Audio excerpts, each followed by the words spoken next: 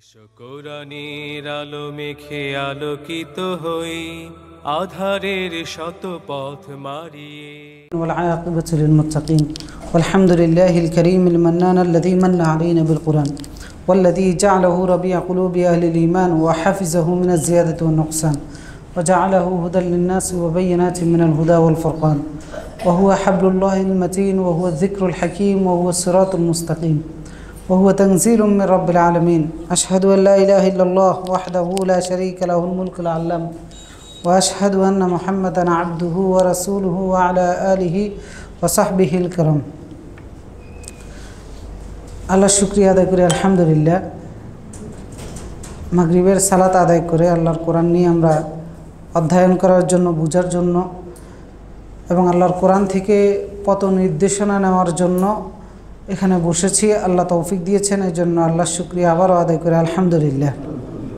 রাসূলুল্লাহ সাল্লাল্লাহু আলাইহি ওয়াসাল্লামের প্রতি দুরূদ পড়ি সাল্লাল্লাহু আলাইহি ওয়াসাল্লাম।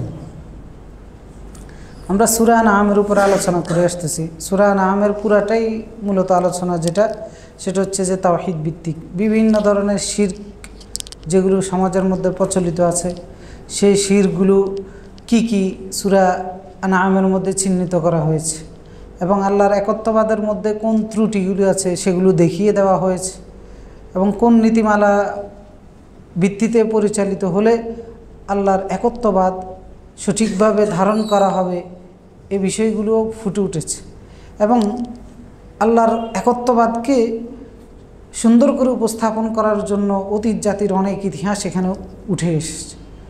বিশেষ করে ইব্রাহিম আলাইহিস সালামের ঘটনাগুলো উঠে এসেছে। তা আজকেও তাওহীদ এবং শিরকেরকে কেন্দ্র করেই কিছু আলোচনা আসবে আজকে সূরা আনআমের 136 নম্বর আয়াত থেকে।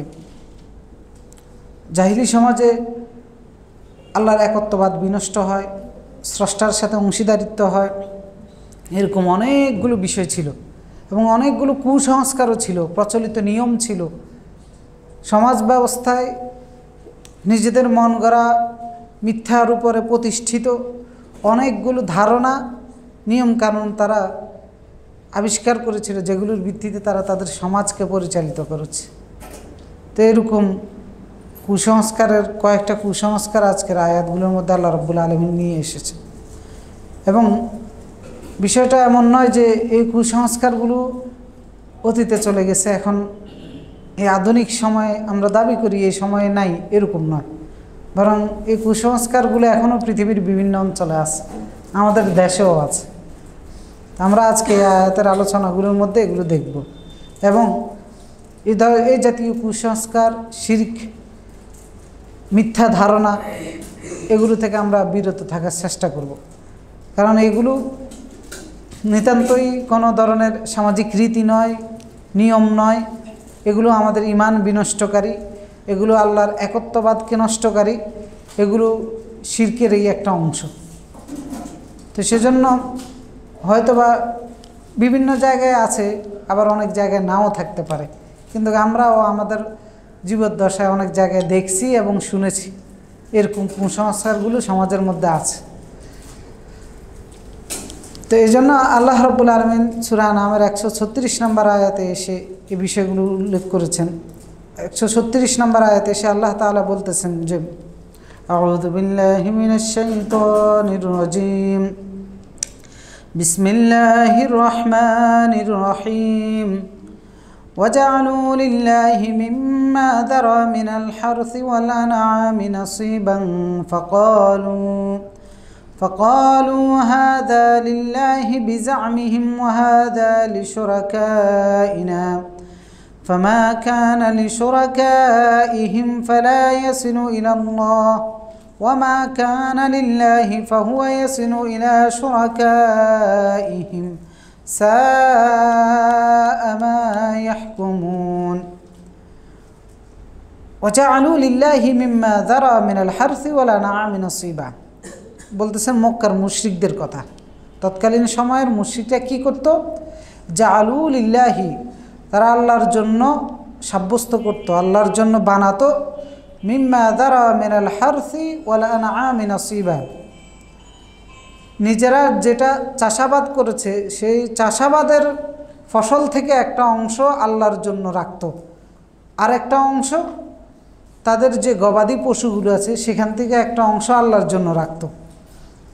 ফাকালু হাদা লিল্লাহি বিজামিহিম ওয়া হাদা লিশুরাকাইনা, এবং তারা দাবি করত যে এই অংশটা হচ্ছে আল্লাহর জন্য আর এই অংশটা হচ্ছে লিশুরাকাইনা, আমরা যে সমস্ত দেবদেবীগুলোকে আল্লাহর সাথে অংশীদারিত্ব করেছি সেগুলোর জন্য।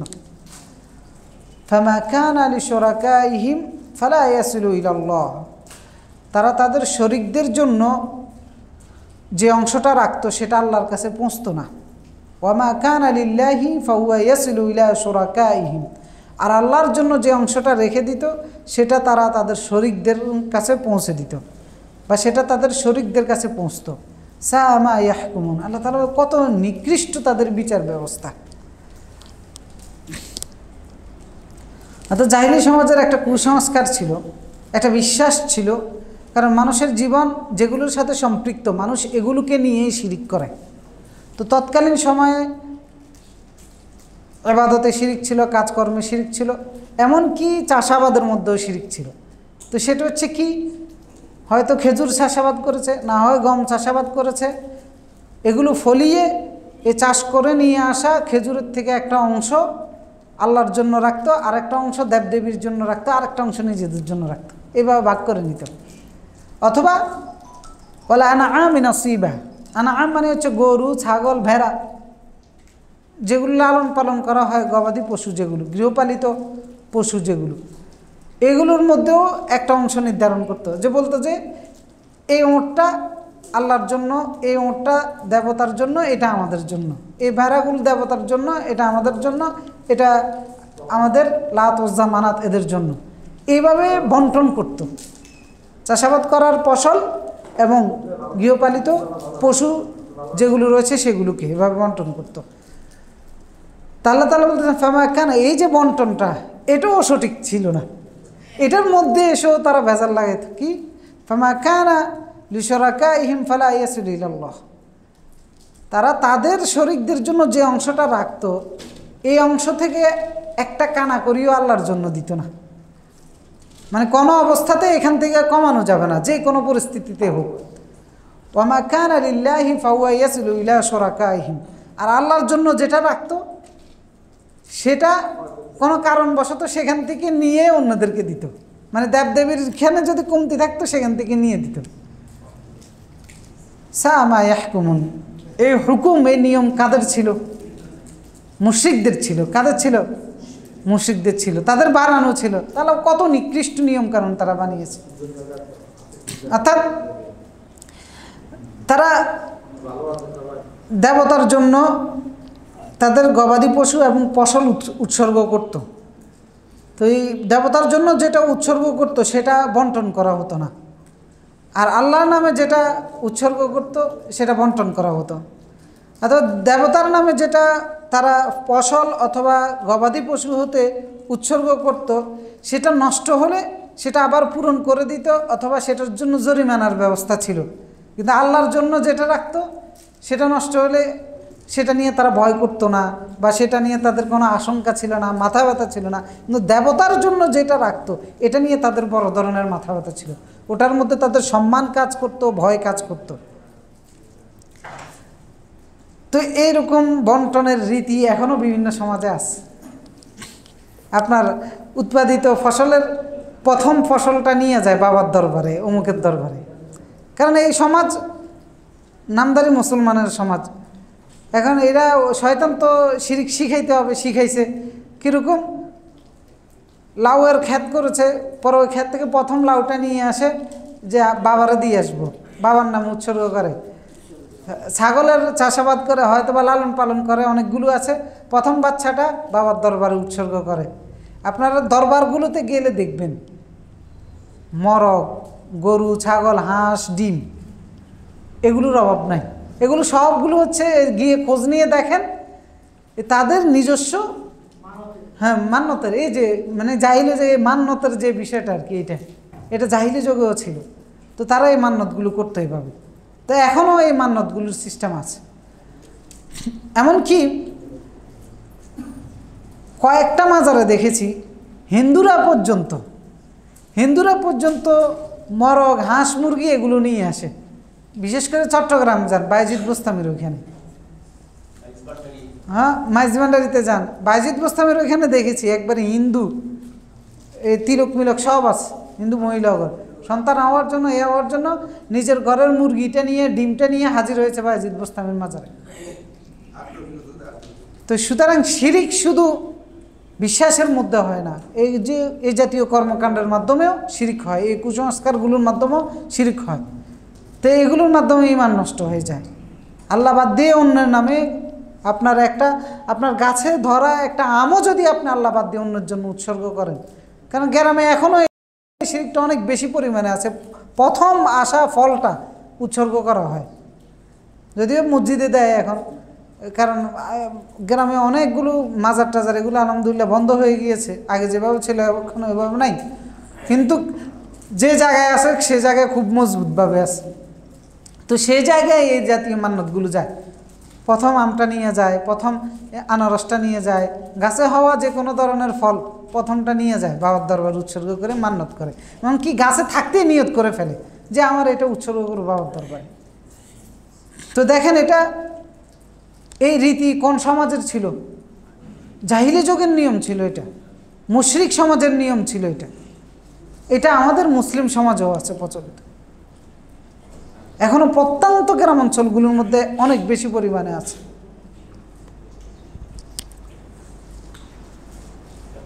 এই জন্য আব্দুল্লাহ ইবনে আব্বাস, আরও কিছু নিয়ম ছিল, আব্দুল্লাহ ইবনে আব্বাস সেগুলোর কথা উল্লেখ করেছেন যে তারা গরু ছাগল বেড়ার ক্ষেত্রে ভিন্ন ভিন্ন নিয়ম তৈরি করেছিল।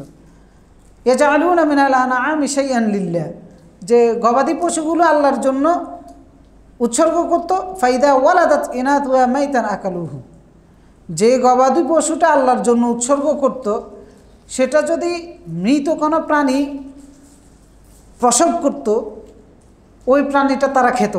ওয়াইদা ওয়ালাদাত আনআমুন আলিহাতুহুম মাইয়িতা আযজামুহুম ফালাম ইয়াকুলুহু, আর যে গবাদি পশুটা তাদের দেবতার জন্য উৎসর্গ করেছে সেটা যদি কোনো মৃত সন্তান প্রসব করত সেটা তখন ওই দেবতার সম্মানে সেটা খাইতো না, মানে আল্লাহর জন্য যেটা উৎসর্গ করছে সেটা কোনোটা প্রসব করলে মরা হলে সেটা খেত।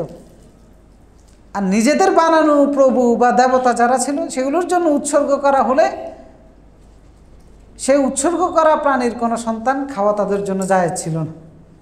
এইভাবেই নিয়ম তারা নিজেরা বানিয়েছে। এরপরে সূরা মায়েদার 103 নম্বর আয়াতে আল্লাহ তাআলা উল্লেখ করেছে ভিন্ন ভিন্ন নামও তারা রেখেছিল এই জাতীয় পশুগুলোর ক্ষেত্রে, এই নিয়মগুলোর ক্ষেত্রে। আল্লাহ তাআলা সূরা মায়েদার 103 নম্বরে বলেছেন, মা জাআলাল্লাহু মিন বাহিরা ওয়ালা সাইবা ওয়ালা ওয়াসিলা ওয়ালা হাম, বাহিরা আল্লাহ বানায় নাই। বাহিরা তৎকালীন সমাজের কুসংস্কারের গবাদি পশুর ক্ষেত্রে একটা নাম, এটার একটা বিধান ছিল। ওয়ালা সাইবা, সাইবাও আল্লাহ নির্ধারণ করে নাই। ওয়াসিলা এটা আরেকটা, ওয়ালা হাম এটাও আল্লাহ নির্ধারণ করে নাই। মানে গবাদি পশুর ক্ষেত্রে 4টা নিয়ম ছিল। তো বাহিরা কোনটা? সেটা হচ্ছে যে প্রাণীটা দেবতার উদ্দেশ্যে প্রেরণ করে দেওয়া হয়েছে এটাকে বলা হতো বাহিরা, মানে দেবতার উদ্দেশ্যে প্রেরণ করে দিয়ে দিত লাত উজ্জা মানাত এদের নামে। আর ওয়াসিলা সাইবা ছিল দেবতার নামে, যেটাকে বলি আমরা বলি আর কি, যে বলি দেওয়া হয়েছে, উৎসর্গ করা হয়েছে, বলি দেওয়া হয়েছে এরকম। আর সাইবা হচ্ছে, ওয়াসিলা হচ্ছে দেবতার উদ্দেশ্যে ছেড়ে দেওয়া হয়েছে এরকম নর অথবা মাদি বাচ্চা প্রসব করেছে এইরকম ওঁটনি। আর হাম হচ্ছে দেবতার উদ্দেশ্যে ছেড়ে দেওয়া 10 বাচ্চা প্রসব করেছে এইরকম উষ্টি। মানে ভিন্ন ভিন্ন নাম দিয়েছিল, ভিন্ন ভিন্ন, এই পশুটা দেবতার এই কাজে, এইরকম হইলে এরকম কাজে, এরকম হইলে এরকম কাজে। তা আসন্ন কোনো বিপদ মোকাবেলা করার জন্য অথবা কোনো বিপদে পড়েছে সেগুলো থেকে উদ্ধার হওয়ার জন্য তৎকালীন পুরোহিত যারা ছিল, গণক যারা ছিল এবং শয়তান যারা ছিল এবং লিডার যারা ছিল তারা এগুলো নির্ধারণ করে দিত মানুষকে সামাজিক রীতিনীতি হিসাবে। তো এই যে কুসংস্কার, এই যে নিয়ম নীতি, এগুলো কার বানানো ছিল? তাদের নিজেদের বানানো ছিল। এই বানানো নিয়ম কি মিথ্যার উপরে ছিল না সত্যের উপরে ছিল? মিথ্যার উপরে ছিল, সম্পূর্ণ ধারণার উপরে ছিল। তো এগুলো নিজেরা বানানোর কারণে, যেটা বানানোর অধিকার আল্লাহর ছিল, যেটা নির্ধারণ করার অধিকার আল্লাহর ছিল, ওই অধিকার তারা নিজেরা নিজেদের হাতে তুলে নিয়েছে, এই জন্য তারা মুশরিক হিসেবে গণ্য হবে। তারা এই আয়াত থেকে মূলত যেটা বোঝা যাচ্ছে সেটা হচ্ছে যে বিভিন্ন ধরনের কুসংস্কার সমাজের মধ্যে প্রচলিত আছে, এই কুসংস্কারগুলো থেকে বিরত থাকতে হবে। এই কুসংস্কারগুলো নিতান্তই কোনো ধরনের সামাজিক রীতি নয়, নিয়ম নয়, বরং এইগুলো শিরকের এই একটা অংশ। এগুলোর সাথে সম্পৃক্ত হওয়া নিজের ঈমানকে হারিয়ে ফেলা। আল্লাহ রাব্বুল আলামিন যখন রাসূলের মাধ্যমে মুশরিকদেরকে এই সমস্ত কুসংস্কারগুলো ছেড়ে দেওয়ার জন্য আহ্বান করতেন, সূরা মায়েদার 104 নম্বর আয়াতে আল্লাহ তাআলা উল্লেখ করেছেন যে ওয়াইদা কিলা লাহুম তাআলাউ ইলা রাসূলিল্লাহ, যে তোমরা আসো রাসূলের দিকে, রাসূল কি বলে শুনো। তখন তারা জবাব দিত যে হাসবুনা মা ওয়াজাদনা আলাইহি আবানা, আমরা বাপ দাদার থেকে যে নীতি আদর্শগুলো, যে নিয়ম কানুনগুলো পেয়েছি এগুলো আমাদের জন্য যথেষ্ট। আওয়ালাউ কানা আবাহুম লা ইয়াকিলুনা শাইআন ওয়া লা ইয়াহতাদুন, আল্লাহ তাআলা বলতে যদিও তাদের পিতামাতার, তাদের বাপ দাদার পূর্বপুরুষদের আকল ছিল না, জ্ঞান বুদ্ধি ছিল না, ওয়া লা ইয়াহতাদুন, তারা হেদায়েতের পথেও ছিল না, তারপরেও তারা পূর্বপুরুষের অনুসরণ করবে। এখন কুসংস্কারগুলো বন্ধ করতে গেলে সেম উত্তর দেওয়া হয়। বিবাহ কেন্দ্রিক কুসংস্কার, মৃত ব্যক্তি কেন্দ্রিক কুসংস্কার, বিবাহের পরে রীতিনীতি কুসংস্কার, এই জাতীয়গুলো বন্ধ করতে গেলে দেখবেন কিছু মুরব্বী এই কথাগুলো বলবে, কিছু মহিলা মুরব্বী, কিছু বয়স্ক মুরব্বীরা বলে যে আমরা এতদিন ধরে এই ব্যবস্থা করে এসেছি, এই বাড়ির মান সম্মান ইজ্জত থাকবে নি যদি এটা বন্ধ করে দেওয়া হয়। হ্যাঁ, ওগুলো তো আছে। নতুন জামাই এসে যদি শাশুড়ের দাদির ঘরে যদি পা ধরে সালাম না করে, জামাইয়ের আর ইজ্জত থাকে নাকি?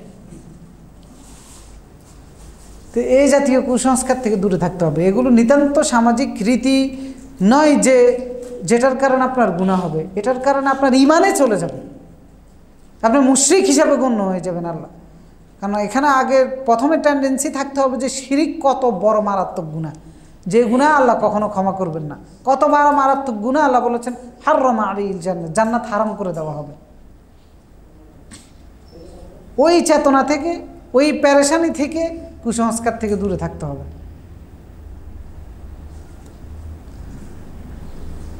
এখন সমাজের মধ্যে তো কুসংস্কার আছে, আর ইমানদার সমাজকে আল্লাহ তাআলা পবিত্র করে দিচ্ছেন। এখন ইমানদাররা এই জাতীয় কুসংস্কারের মধ্যে নিজেদেরকে বাপদাদার দোহাই দিয়ে করানো হচ্ছে, ইমানদাররা না করার কারণে ইমানদারদের কি ক্ষতি হয়ে যাবে ভাই?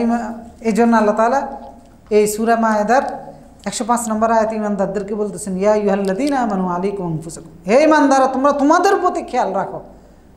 আলাইকুম আনফুসাকুম, নিজেদের যত্ন নাও, নিজেদের প্রতি খেয়াল রাখো, নিজেদেরকে সতর্ক রাখো।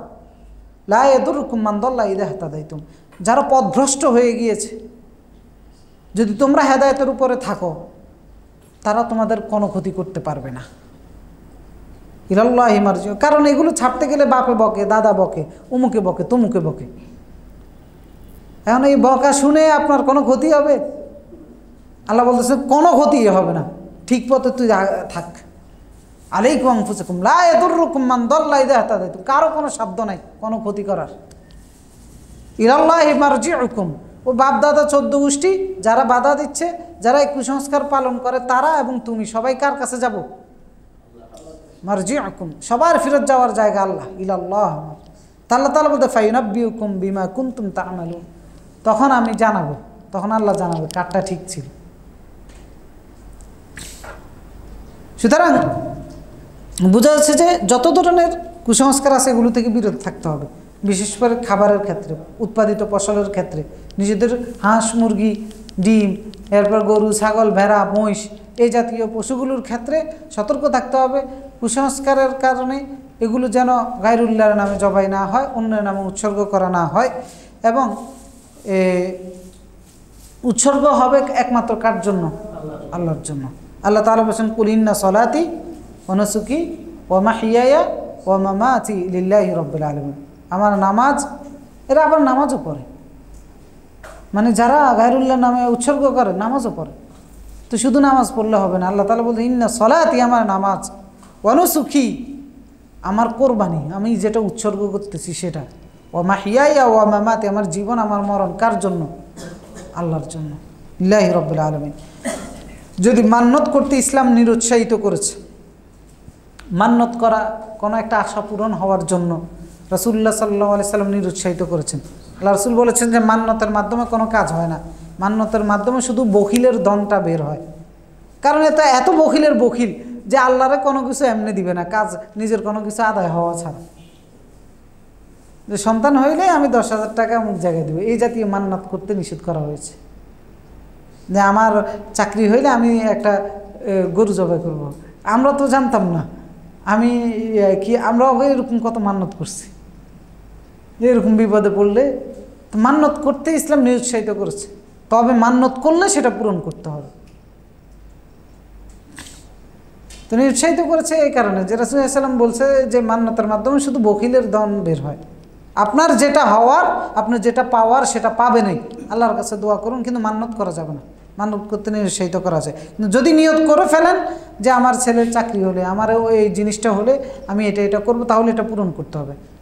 আর যদি এরকম হয় মান্নত করেছেন কোনো পাপাচারের, তাহলে সেই ক্ষেত্রে পাপাচার করা যাবে না। রাসূলুল্লাহ সাল্লাল্লাহু আলাইহি ওয়াসাল্লাম মান নাযারা আন ইউতি আল্লাহ ফালিউতি, যে আল্লাহর কোনো নেক কাজে মান্নত করে সে যেন সেটা বাস্তবায়ন করে।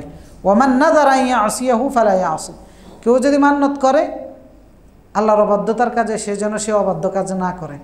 মানে কীরকম অবাধ্যতার কাজে মান্নত হতে পারে? যে আমার এইরকম আশা পূরণ হলে ওই জায়গায় একটা বাড়ি নির্মাণ করে দেবো যেখানে একটা সিনেমা হল হবে, মনে করেন এরকম।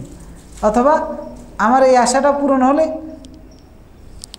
অমুকের এত হাজার টাকা দিব, সেই টাকা দিয়ে কি করবো, যে কোনো ধরনের আকাম কুকাম করবে, মানে যেটা ন্যায় কামল নয় এরকম কোনো কাজ করবে। তো এই জাতীয় মান্নত যদি করেও ফেলেন বাস্তবায়ন করা যাবে না। আর যদি মান্নত করেন এরকম যে আমার সন্তান হলে আমি আল্লাহর রাস্তায় একটা ছাগল জবাই করে মানুষকে খাওয়াই দিব, তো এইরকম যদি ভালো নিয়ত হয়ে থাকে, মান্নত হয়ে থাকে, সেটা পূরণ করতে হবে। অনেকে মান্নত করে যে আমার ছেলে বিদেশ যাইতে পারলে, যেমন আমাদের গ্রামে আমরা দেখছি, মান্নত করে আমার ছেলে বিদেশ যাইতে পারলে নুরা পাগলার কবরে 5 বস্তা সিমেন্ট দিব, অমুকের কবরে 2 ডাক সিন্নি দিব। তো এই মান্নতগুলো হারাম, এগুলো করা যাবে না। আর যদি করেও ফেলেন বাস্তবায়ন করতে পারবেন না। অবাধ্যতার কাজের কোনো মান্নত বাস্তবায়ন করা যাবে না। এরপরের আয়াতে মুশরিকদের আরও ভয়াবহ শিরকের প্রতি বা ভয়াবহ কর্মকাণ্ডের প্রতি আল্লাহ রাব্বুল আলামিন ইঙ্গিত করেছেন।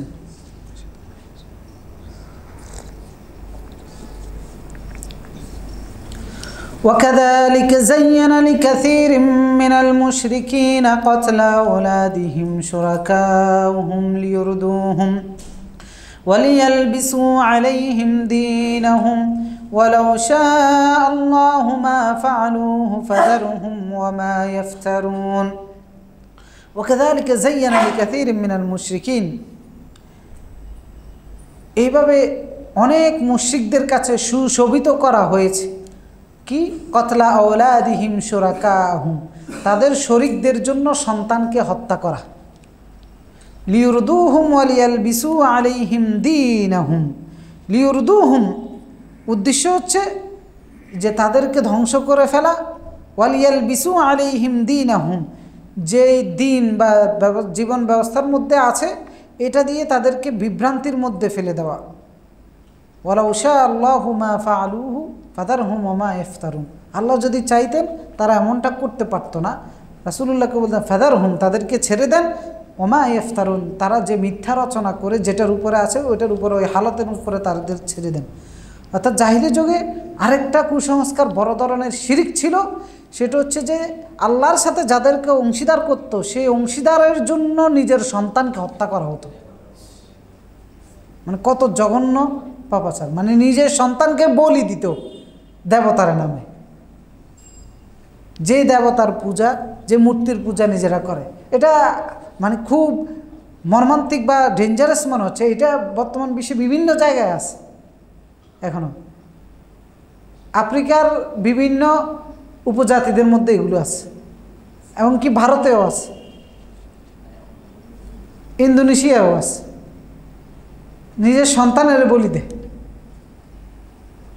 কি ওই আল্লাহর সাথে যে দেবতার সে পূজা করে ওই দেবতারে খুশি করার জন্য সন্তানকে বলি দেয়। একটা ছিল এটা যে জাহিলি যুগে যে মিথ্যা দেবতার পূজা তারা করত, ওই দেবতার উদ্দেশ্যে শয়তান, গণক, পুরোহিত এদের পরামর্শের ভিত্তিতে সন্তানকে হত্যা করত, উৎসর্গ করে দিত। এটা ছেলেও ছিল, মেয়েও ছিল। আবার কেউ দেখা গিয়েছে সন্তানকে হত্যা করত, মূলত তারা 3টা কারণে হত্যা করত। একটা হচ্ছে এই দেবতার উদ্দেশ্যে উৎসর্গ করার জন্য বলিদান হিসেবে, আরেকটা হচ্ছে কন্যা সন্তানকে হত্যা করত মান সম্মান ইজ্জতের ভয়ে, যে কন্যা সন্তান হয়েছে এটাকে বড় করতে হবে, আরেকজন কাছে বিয়ে দিয়ে দিতে হবে, এটা তাদের জন্য অপমানজনক ছিল, ছেলে কেন হয়নি। অথবা দেখা গেছে যুদ্ধ হলে এই কন্যা সন্তান আরেকজনের যুদ্ধলব্ধ হিসেবে নিয়ে চলে যাবে। এই জাতীয় বিষয়গুলোতে তারা মনে করতো যে এটা তাদের সম্মানের হানি। এই যে আবার আরেক কারণে সন্তান হত্যা করতো, দারিদ্রতার আশঙ্কায় নিজের সন্তানদেরকে হত্যা করে ফেলতো, কন্যা সন্তানকে হত্যা করতো দারিদ্রতার আশঙ্কায়। কারণ ছেলে সন্তান হলে তাদের একটা ছিল, এই ছেলেটা কর্ম করবে। তো এই কুসংস্কার বর্তমান সমাজে আছে কিনা? তখন তো বের হওয়ার পর হত্যা করতো, এখন তো পেটের মধ্যে হত্যা করে ফেলা হয়, যে এটা বের হইলে খাওয়ামুখী, আর ছেলে হইলে ওইটা না আমারে খাওয়াবে, ওইটা আমার নিরাপত্তা দিবে, থাকার জায়গা দিবে। তা আল্লাহ ঠিক আছে, পরে এবারে ওই ছেলেরে বের করে, এরপরে দিয়ে এবারে এটারে পাঠায় বৃদ্ধাশ্রম। তো জাহিলি যুগে এই নিজের সন্তানকে হত্যা করতো শুধুমাত্র কুসংস্কারের কারণে, শুধুমাত্র গণকদের কথা মতে দেবতাকে খুশি করার উদ্দেশ্যে। আল্লাহ তাআলা বলতে এগুলো তাদের কাছে সুশোভিত কাজ ছিল, মানে এগুলো তাদের কাছে বিনোদনমূলক কাজের মতো ছিল, আনন্দদায়ক প্রয়োজনীয় কাজ হিসেবে বিবেচিত হতো। আব্দুল্লাহ ইবনে আব্বাস রাদিয়াল্লাহু তাআলা বলতেছেন যে আরবরা লজ্জার কারণে কন্যা সন্তানকে জীবন্ত কবর দিত। আমরা তো কাহিনী জানি, জীবন্ত কবর দেওয়ার কাহিনী। একজন ব্যক্তি ছিলেন, উনি পরবর্তীতে মুসলমান হয়েছেন। উনি বলেছেন যে ওনার হাতে 360টা কন্যা সন্তানকে বাঁচিয়েছেন। কি পরিমাণে কন্যা সন্তান তারা জীবন্ত কবর দিত, আমার নামটা আমি ভুলে গিয়েছি। তো ইমাম কুরতুবী রাহিমাহুল্লাহ বলেছেন এই আয়াতের মধ্যে মুশরিকদের এই চরম অন্যায় আচরণের নিন্দা করা হয়েছে, যেটা তারা তাদের ধর্মীয় রীতি হিসেবে পালন করত, যে শিশু সন্তানকে জীবন্ত হত্যা করে ফেলা। কারণগুলো ছিল একটা, দেবতার জন্য উৎসর্গ করা, দারিদ্রতা, এরপর হচ্ছে চক্ষু লজ্জা। এমনকি কন্যা সন্তান হলে আল্লাহ তাআলা কোরআন উল্লেখ করেছেন ওয়াইদা বুশরা আহাদুহুম বিল উনসা যাল্লা ওয়াজহুহু মুসওয়াদ্দান ওয়া হুয়া কাযীম। কন্যা মেয়ে সন্তান হয়েছে এই সুসংবাদ দিলে চেহারা মলিন হয়ে যেত, ওয়া হুয়া কাযীম, রাগে ক্ষোভে গোসায়, তখন সে খালি জায়গা খুঁজত যে কোথায় গিয়ে নিজের চেহারাটা লুকাইতে পারে। মানুষকে জানানোর আগে কন্যা সন্তানকে দাফন করে ফেলত। এরকম একটা অমানবিক বর্বর অসভ্য যুগ ছিল কন্যা সন্তানদের ক্ষেত্রে। আর সেই ক্ষেত্রে ইসলাম কোন জায়গায় নিয়ে আসছে? আর এখন আরও অসভ্য হয়ে গেছে, আরও অসভ্য হয়ে গেছে, ডাস্টবিনের মধ্যে ফেলে দেয়। এরকম চিত্র আমরা আরও দেখছি। আমরা সেই যুগটাকে জাহিরি যুগ বলি। এই যুগ সেই জাহিরি যুগকে আরও কয়েক গুণ পিছনে ফেলে দেয়। মাতৃগর্ভের মধ্যে থাকাকালীন সময় একটা জীবন্ত মানুষকে যন্ত্রপাতি ঢুকিয়ে গলিয়ে গলিয়ে খুঁচিয়ে খুঁচিয়ে মেরে ফেলা হয়। যখন জানতে পারে যে মায়ের গর্ভের মধ্যে যে সন্তান এসেছে এটা কন্যা সন্তান। তো এরকম অমানবিক কাজ করা হয়। রাসূলুল্লাহ আল্লাহ তাআলা কোরআনে বলেছেন ওয়ালা তাকতুলু আওলাদাকুম খাশিয়াতা ইমলাক, দারিদ্রতার ভয়ে তোমরা তোমাদের সন্তানদেরকে হত্যা করিও না। কারণ এই সন্তান দুনিয়াতে পাঠাচ্ছেন কে? আল্লাহ তাআলা। নাহনু নারযুকুহুম ওয়া ইয়্যাকুম, তোমাদের রিজিক দেওয়ার দায়িত্ব আমার, এই সন্তানের রিজিকের দায়িত্ব আমার। নারযুকুহুম, এদেরকে রিজিক আমি দিব, ওয়া ইয়্যাকুম, তোমাদেরকেও রিজিক আমি দিব। তা আপনি কিসের ভয় করতেছেন? আমার আত্মীয় স্বজনের মধ্যে আমি অনেক দেখেছি কোনো কর্মই করে না, মেয়ে 6টা, আলহামদুলিল্লাহ খুব ভালোভাবে আছে, কোত্থেকে যে আসতেছে, 3টা বিয়েও দিয়ে দিয়েছে, কিন্তু বাবাই বাড়ি বসে থাকে। আমরা এটা কি বলি না যে আমাদের ওইদিকের আঞ্চলিক ভাষায় মানে বাদাম্মা টাইপের, কোনো কাজকর্মও করে না, এ বসে থাকে। কিন্তু মেয়ে যে এতগুলো আছে, তার যে কোনো টেনশন থাকবে সেটাও নাই, কিন্তু আল্লাহ চালাইতেছে। 3টা মেয়ে বিয়ে হয়েছে, ভালো জায়গায় বিয়ে হয়েছে, ভালোভাবে আছে, কারণ রিজিকের দায়িত্ব হচ্ছে আল্লাহ, আপনি এটার ভয় করতেছেন। আর এরকম অনেক পিতাকে দেখেছি যাদেরকে আল্লাহ রব্বুল আলামিন কন্যা সন্তানের কারণে সম্মানিত করেছেন, কন্যার মাধ্যমে আশ্রয়ের ব্যবস্থা করেছেন, দেখভাল করার ব্যবস্থা করেছেন। এরকম অভাব নাই দুনিয়াতে পিতা, কিন্তু তারপরেও মানে কন্যা সন্তানের উপর ভরসা করে না, পুত্র সন্তানের আশায় বসে থাকে, কন্যা সন্তানের হত্যা করে। তো রাসূলুল্লাহ সাল্লাল্লাহু আলাইহি ওয়াসাল্লাম বলেছেন,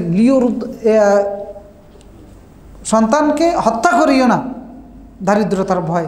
আল্লাহ তাআলাও কোরআনে একই কথা বলেছেন সূরা বানী ইসরাঈলের মধ্যে, ওয়ালা তাকতুলু আওলাদাকুম খাশিয়াতা ইমলাক নাহনু নারযুকুহুম ওয়া ইয়্যাকুম ইন্নাহু কানা কাতলান খাতাআন কাবীরা। অনেক বড় ধরনের জঘন্য অপরাধ, এবং কি কিয়ামতের ময়দানে আল্লাহ তাআলা যে এদেরকে ওই অবস্থায় তুলবেন যে অবস্থায় হত্যা করা হয়েছে। ওয়াইদাল মাউউদাতু সুইলাত বিআইয়ি যামবিন কুতিলাত, জিজ্ঞেস করা হবে তোমাকে কোন অপরাধে হত্যা করা হয়েছে। তো এই সন্তান তখন বলবে যে এই অপরাধ আমার ছিল। তখন আল্লাহ বলবে তোমার অর্থনীতির ভয়, তোমার রিজিকের ব্যবস্থা কি আমি করি নাই? সে তার রিজিকের দায়িত্ব কি তোমার ছিল? ওয়াইদাল মাউউদাতু সুইলাত বিআইয়ি যামবিন কুতিলাত, কোন অপরাধে নবজাতক শিশুকে হত্যা করা হয়েছে। আল্লাহ তাআলা লিউরদুহুম, এ গণকরা, এই শয়তানের বাচ্চারা এবং পুরোহিতরা এই পরামর্শগুলো কেন দিত? লিউরদুহুম, যেন সে তাদেরকে ধ্বংস করতে পারে, মানে বনি আদমকে যেন ধ্বংস করতে পারে। ওয়ালিয়ালবিসু আলাইহিম দীনাহুম, এই নিয়ম নীতিগুলোর মাধ্যমে তারা যে জীবনটা নিজেদের জন্য চালাচ্ছে এটা দিয়ে যেন তাদেরকে বিভ্রান্ত করতে পারে। ওয়ালাউ শা আল্লাহ মা ফাআলু, আল্লাহ যদি চাইতেন তারা এটা করতে পারতো না। এখন বলতে পারেন আল্লাহ এত মানবিক হলো কেন? একটা শিশু বাচ্চাকে হত্যা করতেছে, আল্লাহ পারমিশন দিয়ে রাখছে। আল্লাহ তো বলতেছে আল্লাহ না চাইলে করতে পারতো না, কারণ আল্লাহ স্বাধীনতা কেড়ে নেন নাই মানুষের। আল্লাহ যদি সেই স্বাধীনতা না দিত, আল্লাহ তাআলা বুঝাচ্ছেন এটা, আমি যদি স্বাধীনতা না দিতাম এই অন্যায় করার, নিজের মন গড়া নীতির আলোকে এই অন্যায় করার সুযোগ পেত না। ওমা ইফতারুন, এবং এই অন্যায়গুলো করার জন্য যে মিথ্যাগুলো রচনা করার দরকার সে মিথ্যাগুলোও তারা রচনা করেছে। এই সন্তান কুলক্ষণ, এটা এই হবে সেই হবে তোমার ভবিষ্যতে। হিন্দুরা এখন এইটা করে, গণনা করে, এই যে তাদের এইগুলো কি ঠাকুর এনে রাশি গণনা না কি জানি গণনা করে, যে শনি আছে, এ আছে, সে আছে, এই সন্তান, এই জাতীয় গণনা করে সন্তানকে পেটের মধ্যে শেষ করে ফেলে। তাহলে এই আয়াত থেকে বোঝা যাচ্ছে যে শয়তানের পরিকল্পনা কতটা ভয়ঙ্কর। দেখেন, মানব সন্তানকে ধ্বংস করার জন্য, মানে যে আশঙ্কায় আপনি সন্তান ধ্বংস করে ফেলতেছেন, অথচ সেটার দায়িত্ব আপনার না, আপনার দায়িত্ব, সন্তানের দায়িত্ব আল্লাহর। আর শয়তান অথচ একটা ভয় দেখিয়ে আপনাকে দিয়ে কত বড় জঘন্য পাপাচার করাচ্ছে। আল্লাহ তাআলা বলেন, শাইতান ইয়াইদুকুমুল ফাকরা ওয়া ইয়া'মুরুকুম বিল ফাহশা, শয়তান তোমাদেরকে দারিদ্রতার ভয় দেখায় আর যত ধরনের আকাম কুকাম আছে এগুলোর মধ্যে নিমজ্জিত করে দেয়। অর্থনৈতিক ক্রাইসিসের কারণে যত মানুষ যত ধরনের অন্যায় করে, সব কিন্তু মূল কারণটা হচ্ছে ভয়। টাকা নাই, কি হবে, এই কাজ হবে না, সেই হবে না। যারা ঘুষ খায় তাদেরও মনের মধ্যে শুধু ভয়, যে আমি তো বাড়ি করতে পারবো না, চাকরি তো শেষ, আর অল্প কয়েকদিন আছে, কিছু করতে পারলাম না, এ ভয়। শয়তানকে এবারে ঘুষ খা, এবারে এই কর সেই কর। আল্লাহ তাআলা বলতেছেন শয়তান, এটা শয়তান করাচ্ছে। ইয়াইদুকুমুল ফাকরা ওয়া ইয়া'মুরুকুম বিল ফাহশা, ভয় দেখাচ্ছে আর যত অন্যায় আছে সেগুলো করার জন্য নির্দেশনা দিচ্ছে। হ্যাঁ, হয়তো আপনার স্ত্রীও বলতে পারে যে চাকরি তো শেষ হয়ে যেতেছে, এখন একটা বাড়ি করতে পারলে না, বুঝতে হবে এটা কি, এটাও শয়তান। শয়তান সাওয়ার হয়েছে। আল্লাহ তাআলা বলতেছেন ওয়াল্লাহু ইয়াইদুকুম, তোমরা কি শয়তানের ওয়াদা বিশ্বাস করবা, শয়তানের কথা বিশ্বাস করবা, নাকি আল্লাহর কথা বিশ্বাস করবা? ওয়াল্লাহু ইয়াইদুকুম, আল্লাহ তোমাদেরকে ওয়াদা দিচ্ছেন, প্রতিশ্রুতি দিচ্ছেন, মাগফিরাতাম ওয়া ফাদলা, ক্ষমা করে দেওয়ার এবং অতিরিক্ত রিজিকের ব্যবস্থা করার। তো সুতরাং শয়তানের চক্রান্ত থেকে নিজেকে রক্ষা করতে হবে। যত ধরনের সামাজিক কুসংস্কার আছে, শুভ লক্ষণ অশুভ লক্ষণ বলতে, এই জাতীয় বিষয়গুলো থেকে দূরত্ব বজায় রাখতে হবে। এবং আরেকটা চরম বিশ্বাস আমাদেরকে রাখতে হবে যে আল্লাহর অনুমতি ছাড়া কোনো কিছুই হয় না, আল্লাহর হুকুম ছাড়া কোনো কিছু হয় না। হ্যাঁ, কেউ ভালো করে কেউ মন্দ করে, আল্লাহর পারমিশন এখানে আছে। তবে আল্লাহ রাব্বুল আলামিন পরীক্ষার জন্য বিপদগামীদেরকে কিছু সময় দিয়ে থাকেন, যার কারণে তারা আকাম কুকাম করেও পার পেয়ে যাচ্ছে। এরপরে দিনটাকে সঠিকভাবে বুঝতে হবে, কোনটা দিনের দৃষ্টিতে সঠিক কোনটা ব্যাঠিক, এটা বুঝে শুনে কাজকর্ম করতে হবে, আমল করতে হবে, চিন্তা চেতনাগুলো লালন করতে হবে, ধারণ করতে হবে। যদি না বুঝি তাহলে যারা বুঝে তাদের কাছে যাইতে হবে। বাস আলু আলা যিকর ইন কুনতুম লা তা'লামুন, যদি না বুঝে যারা জানে তাদের কাছে গিয়ে যাও। এরপর দারিদ্রতার ভয়ে সন্তান হত্যা করা যাবে না, অথবা বলি দেওয়া হয়। এই ভারতে বলি দেওয়া হয়, আপনার এই যে আদিবাসীদের কথা বললাম, আফ্রিকাতে ওমো ভ্যালির নামে একটা আদিবাসী আছে, এরা প্রতিদিন তাদের সন্তান জন্ম হওয়ার পরে যদি কোনো ত্রুটি বিচ্যুতি থাকে ওই সন্তানকে হত্যা করে নদীতে ভাসিয়ে দেয়। মানে প্রতিদিন তাদের নদীর মধ্যে এই সন্তান বলি দেয়, হত্যা করে। এরপরে ভারতে আছে এরকম বলি দেওয়া, আমরা ছোটোবেলায়ও শুনছি। এই যেমন যমুনা সেতু যখন হয় তখন এরকম কাহিনী ওগুলো শুনছি, যে সেতুর কাজ করতে গিয়ে এরকম বাচ্চা এতজন বলি দিছে। আল্লাহু আলাম, এগুলো তার মানুষের মুখে মুখে কথা। এরপরে অতীতের মুরব্বীদের কাছে অনেক কাহিনী শুনছি, অমুক জায়গায় বলি দিছে, সেই বলি দিছে, এই করছে সেই করছে। তো এগুলো ছিল অস্তিত্ব, এই জাতীয় কুসংস্কারগুলো ছিল। সুতরাং এই সমস্ত কুসংস্কার থেকে দূরে থাকতে হবে। এরপর আয়াতে মুশরিকদের একটি ভ্রান্ত বিশ্বাস, আবারও একই জিনিস, বেদাতি নিয়ম রীতির নিন্দা করেছেন আল্লাহ রাব্বুল আলামিন এখানে এসে। এটাও গবাদি পশুকে কেন্দ্র করে 138 নম্বর আয়াতে এসে। وقالوا هذه أنعام وحرث حجر لا يطعمها إلا من نشاء بزعمهم وأنعام حرمت ظهورها وأنعام لا يذكرون اسم الله عليها افتراء عليه سيجزيهم بما كانوا يفترون وقالوا هذه أنعام وحرث حجر। অর্থাৎ মুশরিকরা বলতো এই গবাদি পশু এবং এই ফসল সীমাবদ্ধ, নির্দিষ্ট।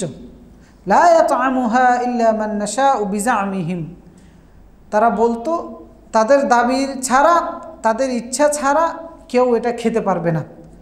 ওয়া আনআমুন হুররিমাত যুহুরুহা, এবং তারা বলতো যে এই পশুগুলো নিষিদ্ধ বাহন হিসেবে ব্যবহার করার জন্য। ওয়া আনআমুন লা ইয়াযকুরুনা ইসমাল্লাহি আলাইহি, এবং কিছু গবাদি পশু জবাই করতো আল্লাহর নাম ছাড়া, ইফতারান আলাইহি, আর এগুলোকে নিয়ম নীতি হিসেবে বানিয়ে নিয়েছিল মিথ্যার উপরে ভিত্তি করে। সায়াজিজিহিম বিমা কানু ইফতারুন, আল্লাহ তাআলা বলতেছেন অচিরেই তাদের এই মিথ্যা রচনা করার বিনিময়ে তাদেরকে দেওয়া হবে। অর্থাৎ তারা একটা শরীয়ত বানিয়েছিল, সমাজ ব্যবস্থাটাকে পরিচালনা করার জন্য কিছু নিয়মকানুন বানিয়েছে। তো গবাদি পশুকে কেন্দ্র করে এই নিয়মকানুনগুলো ছিল। এই নিয়মকানুনগুলো কি আল্লাহর দেওয়া ছিল না নিজেদের দেওয়া ছিল? নিজেদের দেওয়া। তো নিয়মকানুনের মধ্যে ছিল হাযিহি আনআমুন ওয়া হারথুন হিজর, উট, ভেড়া, ছাগল, এরপরে দিয়ে হচ্ছে আরও যেগুলো গৃহপালিত পশু, সেগুলোকে মধ্যে নির্দিষ্ট করে দিত যে এইগুলো হচ্ছে নিষিদ্ধ, এগুলো খাওয়া নিষিদ্ধ। ওয়া হারসুন হিজ, এবং ফসলের ক্ষেত্রেও বলতো যে এটা নিষিদ্ধ, সীমাবদ্ধ, মানে এটাকে আলাদাভাবে রাখা হয়েছে কার জন্য? দেবতার জন্য। অথবা বলতো লা ইয়াতআমুহা ইল্লা মান নাশা বিজামিহিম, আমাদের ইচ্ছা ছাড়া কেউ যেন এখান থেকে না খায়। মানে এগুলো ওই পুরোহিতরা নির্ধারণ করত, পুরোহিতদের অনুমতি ছাড়া এই যে নির্দিষ্ট করা যে জিনিসগুলো আছে এগুলো কেউ যেন না খায়। ওয়া আনআমুন হুররিমাত যুহুরুহা, গবাদি পশু আল্লাহ রাব্বুল আলামিন সৃষ্টি করেছেন, এর অনেকগুলো কারণ আছে। আল্লাহ তাআলা বলেছেন, আওয়ালাম ইয়ারাউ আন্না খালাকনা লাহুম মিম্মা আমিলাত আইদিনা আনআমান ফাহুম লাহা মালিকুন ওয়া যাল্লালনাহা লাহুম ফামিনহা রাকুবুহুম ওয়া মিনহা ইয়াকুলুন। যে গবাদি পশুগুলো আমি বানিয়েছি, ফামিনহা রাকুবুহুম ওয়া মিনহা ইয়াকুলুন, কিছু গবাদি পশু তারা বাহন হিসেবে ব্যবহার করবে, কিছু মাংস খাওয়ার জন্য ব্যবহার করবে। তো গবাদি পশুর উপকারিতার মধ্যে বাহন হিসাবে ব্যবহার করার উপকারিতা এটা বা সৃষ্টি করার উদ্দেশ্য, এটা অন্যতম একটা উদ্দেশ্য, বাহন হিসাবে ব্যবহার করা। গরু, ছাগল, এরপরে যে উট আছে, আরও অন্যান্য প্রাণীগুলো আছে, বাহন হিসাবে ব্যবহার করা। মহিষে আমরা ব্যবহার করে থাকি। তো তাদের শরীয়তে তারা বলতো যে এগুলো বাহন হিসাবে ব্যবহার করা যাবে না, ওয়ানা আমুন হুররিমাত যুহুরুহা, এগুলোর পিঠকে বাহন হিসাবে ব্যবহার করা যাবে না। ওয়ানা আমুন লা ইয়াযকুরুনা ইসমাল্লাহি আলাইহা ইফতারান আলাইহি, এবং মিথ্যা নিয়ম বানিয়েছে, আল্লাহর নাম বাদ দিয়ে দেবদেবীর নাম নিয়ে সেগুলোকে জবাই করা হতো। তো সায়াজিজিহিম বিমা কানু ইফতারুন, এই মিথ্যা রচনা করার অপরাধে আল্লাহ তাআলা বলেছিলেন তাদেরকে বিনিময় দেওয়া হবে।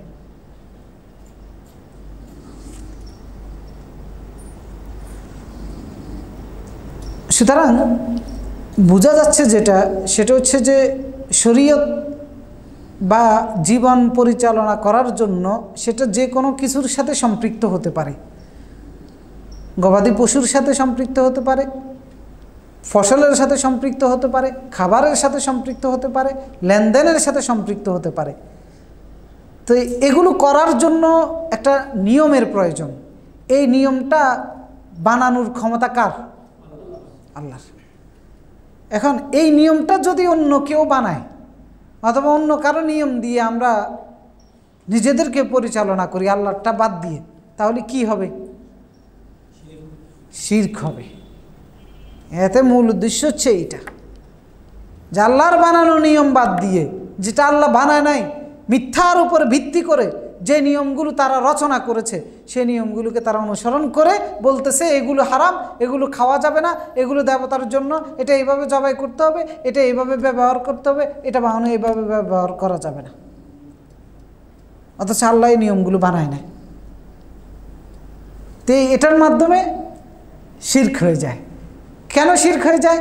কারণ এই নিয়মগুলো যে বা যারা বানিয়েছে, আপনি আল্লাহকে বাদ দিয়ে তাকে রবের জায়গা দিয়ে দিচ্ছেন, তাকে স্রষ্টার জায়গা বা দিয়ে দিচ্ছেন, তাকে শরীয়ত প্রণয়নকারীর জায়গা দিয়ে দিচ্ছেন। মানে আমি আমার সমাজে একটা নিয়ম বানিয়েছি, এই নিয়মটাকে শরীয়ত বানিয়ে দিচ্ছে, আল্লাহর নিয়ম বাদ দিয়ে এই নিয়মটাকেই মানুষকে অনুসরণ করার জন্য বলতেছি। দেখা গেছে এই নিয়মের আবিষ্কারক হচ্ছেন আমার দাদা। তো তাহলে আমি আল্লাহর জায়গাটা কাকে দিয়ে দিয়েছি? দাদাকে দিয়ে দিয়েছি। তো সুতরাং আল্লাহর সাথে অংশীদারিত্ব কাকে করে ফেললাম? দাদারে করে ফেললাম। তো এরা পুরোহিতদেরকে আল্লাহর সাথে এভাবে অংশীদার করত। মানে এই নিয়মের ক্ষেত্রেও যে কত বড় শিরিক হয় আল্লাহর সাথে, এগুলো আল্লাহ তাআলা সূরা, আমরা আগেই বলেছি, সূরা আনআম হচ্ছে মানুষের ঈমান শিক্ষার একটা সূরা, যে কিভাবে আপনি ঈমান শিখবেন। আপনি এই যে হিন্দুদের পূজা চলতেছে, সেখানে গিয়ে দেখেন খাবার উৎসর্গ করতেছে, ফসল উৎসর্গ করতেছে, কলা উৎসর্গ করতেছে, দুধ উৎসর্গ করতেছে। তো এই নিয়মগুলো কার বানানো? আল্লাহর বানানো? নিজেদের মন গড়া মিথ্যার উপর ভিত্তি করে। কিসের ভিত্তিতে? যেটার পাশার ভিতরে বাঁশ ঢুকিয়ে রাখছে, এ কোত্থেকে দুধ খেবে? এ কোত্থেকে? ইব্রাহিম আলাইহিস সালামের সময় এই খাবার উৎসর্গ করতো। তো ইব্রাহিম আলাইহিস সালাম সব দিন যখন তাদের পূজার অনুষ্ঠানের দিন অনুষ্ঠানে চলে গেছে, ইব্রাহিম আলাইহিস সালামকে ডাকছে, তুমিও আসো। ইব্রাহিম আলাইহিস সালাম বলছে, ইন্নী সাকিমা, আমি দুর্বল, আমার শরীর খারাপ, যাইতে পারবো না। সব চলে গেছে, গির্জার ভিতরে মূর্তি, খাবার সামনে পড়েছে। উনি সব দিনের সামনে খাবার দড়ি খা, কোনোটা খায় না। মালাকুম, কিরে খাস না? আলা তা খুলুন, খাবি না? জিজ্ঞাসা করতেছে, আলা তা খুলুন, খাবি না? এরপর দিয়ে বলতো, কি কথাও বলস না? মালাকুম না তান্তুকুন, কি হয়েছে? কথাও বলস না কা? এবার উনি ডান হাত দিয়ে আঘাত করে সবটি ভাঙা শুরু করছে।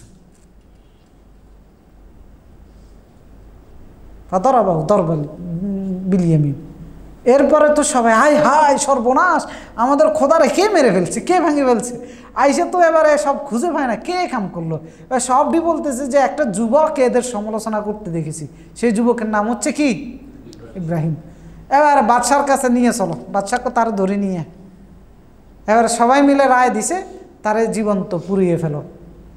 এত বড় অপরাধ করছে, আগুনের মধ্যে নিক্ষেপ করছে ইব্রাহিম আলাইহিস সালামকে। পুরাইতে পারছে? আল্লাহ রক্ষা করেছে। কুলনা ইয়া নার কুনি বারদাম ওয়া সালামান আলা ইব্রাহিম। আল্লাহ বলতেছেন আমি বললাম আগুনকে, কারণ আগুন কার গোলাম? আল্লাহর গোলাম। ইয়া নার কুনি বারদা, ঠান্ডা হয়ে যাও। আগুন জ্বলেছে কিন্তু আগুনের হিট নেই। মানে আগুনের ধর্ম হচ্ছে পুড়িয়ে ফেলা, পানির ধর্ম হচ্ছে ভিজিয়ে ফেলা। এটাকে বলা হয় তাকে ধর্ম। দিন আর ধর্ম এক জিনিস না। ধর্ম হচ্ছে জাতগত বৈশিষ্ট্য। আমাদের ইসলাম ধর্ম না, ইসলাম হচ্ছে দিন, জীবন ব্যবস্থা।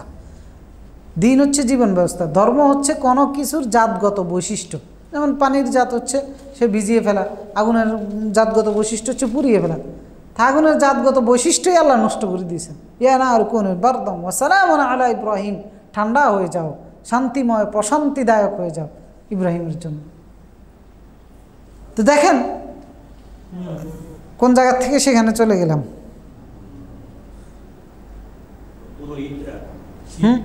এই যে মানুষের বানানো নিয়ম, যেগুলো আল্লাহ বানায় নাই, অন্য কেউ বানিয়ে দিয়েছে, ওই নিয়মের অনুসরণ করা মানে হচ্ছে আল্লাহ বাদ দিয়ে তার দাসত্ব করা।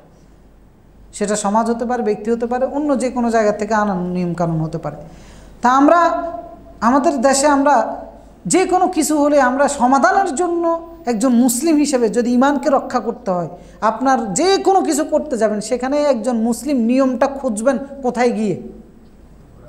ইসলামী শরীয়তে গিয়ে, কোরআন এবং হাদিসের কাছে গিয়ে নিয়মটা খুঁজবেন।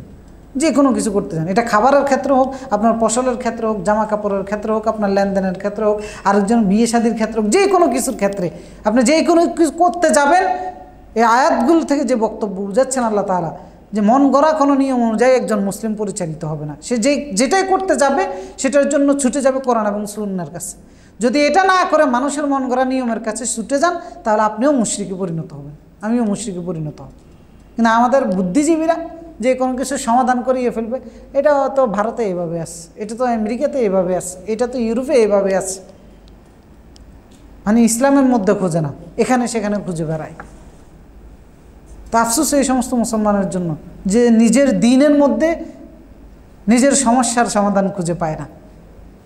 অথচ আল্লাহ তাআলা বলেছেন পরিপূর্ণ জীবন ব্যবস্থা।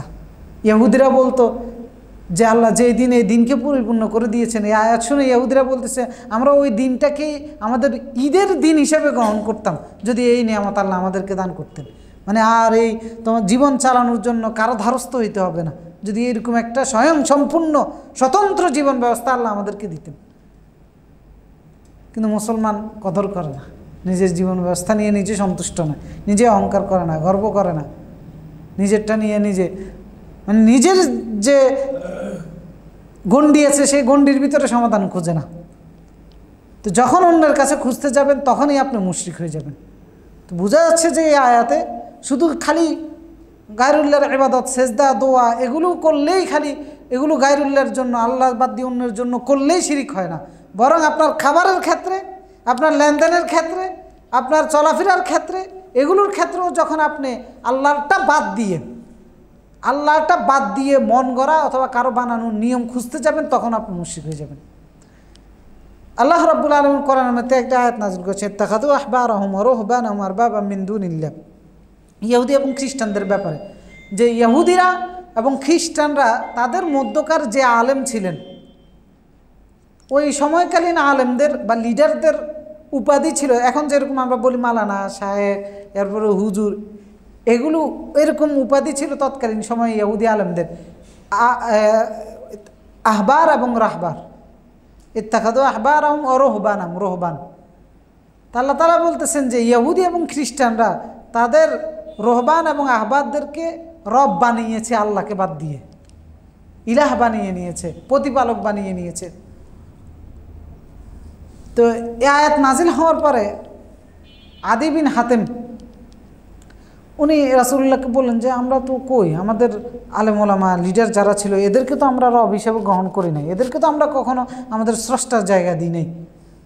এবার আল্লাহ রাসূল তখন বললেন আতুহাল্লিলুনা মা হাররামাল্লাহ ওয়া তুহাররিমুনা মা আহাল্লাল্লাহ, যে আল্লাহ যেটা তোমাদের জন্য হালাল করেছেন, তোমরা তোমাদের আলেমদের কথা মতো সেই হালালটাকে কি হারাম করো নাই? আল্লাহ করেছেন হালাল, কারণ তোমাদের হুজুরে বলছে হারাম, তোমরা সেটা হারাম হিসেবে গ্রহণ করেছো আল্লাহটা বাদ দিয়ে। আল্লাহ বলেছেন হারাম, তোমাদের হুজুরে বলেছে সেটা হালাল, তোমরা সেটাকে হালাল হিসেবে গ্রহণ করেছো। এবার যে এটা ঘটছে, এইটাই হচ্ছে তুমি তোমাদের আলেমদেরকে আল্লাহর জায়গা দিয়ে দেওয়া। তো এটা মুসলিম সমাজে ঘটতেছে। আল্লাহটা বললে নেয় না, হুজুরেরটা বললে নেয়। আল্লাহর পক্ষ থেকে, রাসূলের পক্ষ থেকে কি সমাধান এসেছে সেইটা বললে গ্রহণ করে না, কিন্তু হুজুরের পক্ষ থেকে বলবেন তাহলে হ্যাঁ ঠিক আছে।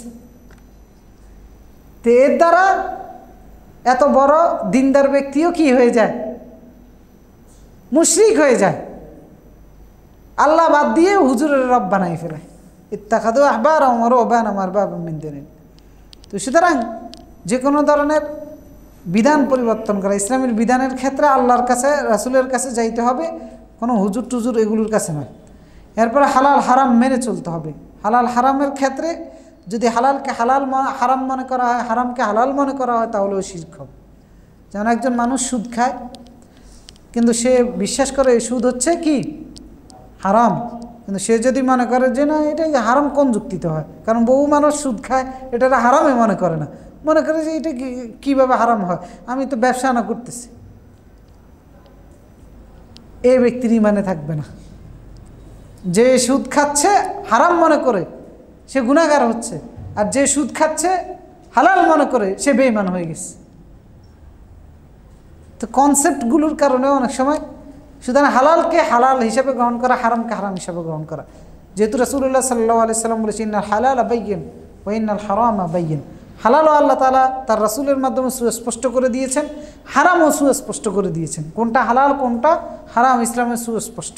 হ্যাঁ, কিছু বিষয় আছে বাইনাহুমা উমুরুম মুতাশাবিহাতুন লা ইয়ালামুহুন্না কাসীরুম মিনান নাস, কিছু বিষয় আছে দুইটার মাঝামাঝি, হারামও হতে পারে হালালও হতে পারে, সাদৃশ্যতা রয়েছে হালালের এবং হারামের।